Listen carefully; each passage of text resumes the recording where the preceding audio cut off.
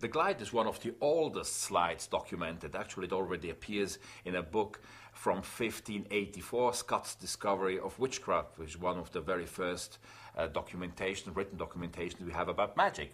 Now, what the glide does, it's a substitute for a double lift, for an exchange, for a second deal. So it's a very versatile slide. Let's look at the mechanics of it. The two of spades, which I would like to put here face down on the table. This is the glide. It exchanges a card you show with another one that is directly below it. Here are the exact mechanics first of all. The grip is a normal dealing grip. When the deck is turned over, the forefinger leaves its position and the four fingers are pulled together. Yes, like so. Now here's what gives the slide the name, that the pads of little finger, ring finger and middle finger pull the card. Originally the cards were pulled like this, or it was done with just one finger. In old books you see illustrations like that, yeah? Which is a little bit dangerous because from different angles the action can be seen. Here's how to do this imperceptibly. Keep the fingers together, don't glide the card to the back, but just a little bit to the side. This is enough, because the only thing which is necessary is to free a portion of the second card from the bottom, which then is being taken by the right middle finger and pulled out on the table. Let's look at a few details. It's important that the forefinger and the thumb firmly hold the deck. The other three fingers are regarded as a unit. So look at these three fingers as if they were one finger. To afford a little misdirection, point to a place on the table. I'm going to put the card over here. And that's the moment the card glides back, come back, and put the second card on the table. Now you can either glide the bottom card back into its position, or leave it there, extract the next card, and point to the one you place it, thus implicitly affirming that this is the card you previously showed. An important issue is how to get into the glide position to begin with, because it's very phony if you take the deck and you say, I'm going to put the card like that. So let's look how to get the card effortlessly in an elegant way into this position. Now a way to do it, for instance, is if I show the bottom card, oh, the nine of hearts. Now that's your card, sir. It elegantly is being put into the left hand. Let's put it face down over here. So the nine of hearts over here and maybe the three of hearts over here. You're going to see further ways to manage the glide in a trick I call the Coué Test, and which you see in the performance section. So a pack with 52 playing cards. I insist on that because now in Switzerland, where I live, we have 36 cards. In Spain they have 40 cards, and in Italy they have 36 cards, and it's different in all countries. So here we are playing with a full deck, 52. So from these 52 cards, I would like you to take a card, whichever you like. Go ahead, take one. You like it? Look at it. If you don't like it, you can put it back. I like it. It's a good one. Very good. Please show it to Ruth. I'm going to look away, and show it all guests at home as well. You okay? Good. Very good. Please put it back wherever it pleases you. So somewhere in the pack is your card, and well, let's shuffle a little bit more and give it a cut. So I have no idea what your card is, I swear, and I don't have an idea where it is. But you saw it, didn't you? Mm-hmm. Okay, so you're going to find it. Émile Coué, he was a French psychologist, and he invented the method you will have heard of. You know, he said, you stand in front of the mirror. He was the father of autosuggestion, you know, maybe first self-help. You know. He said, you stand in front of the mirror and you say, in every day, in every way, I'm feeling better and better. That was Émile Coué's idea. I have no idea if it works, but we don't need that. But we need that for this piece. Because I'm going to ask you, Ruth, I mean, you don't know where it is, but you know which one it is, yes? Yes. Yes. So you say, I'm going to cut to my card, and you cut. I'm going to cut to my card. Yes, and you cut about a third, so you have a maybe good.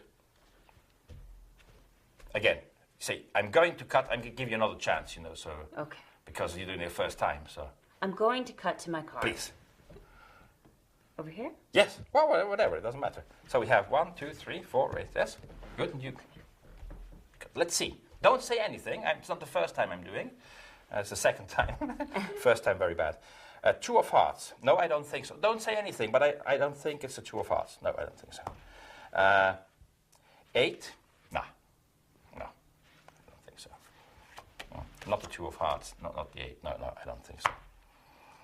The queen. No. Well, it's the first time you did that. I mean, it's not the queen, it's not the 8, it's not the 2. Well, then it has to be between the bottom card and the top card, okay?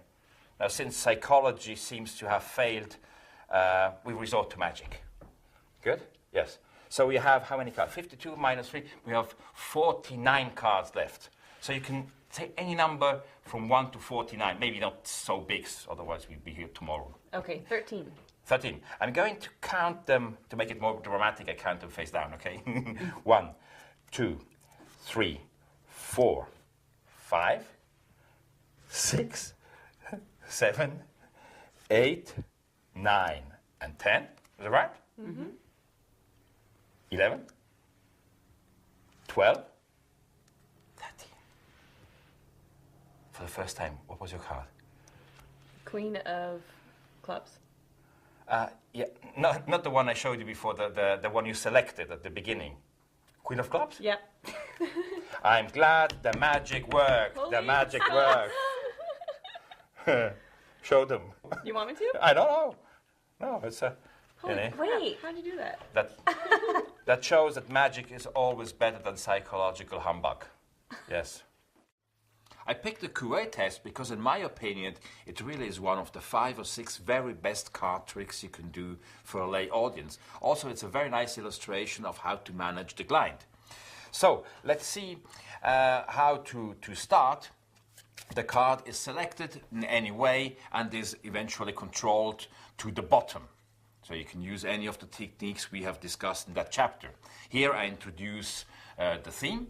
The presentational plot, which, by the way, I found the first time in a German book by Leopold Figner, Höhere Kartenkunst, in 1927. The curious thing, how far these stories go back sometimes. So, spectator is going to cut. All I ask her to cut 3 packets. So the only thing I need to do is keep track where is the bottom card. In our case, the 8 of diamonds, which we'll assume to be the selected card, is on bottom of the packet on my left. So now let's look at the management of the glide. We're going to use exact handling, which we're going to use in the glide a little later, in a harmless context. I show it, I turn it over, I put it down, and briefly flash the bottom card, so it's believable that I put the jack, but I don't show it at the moment. I leave a little doubt maybe.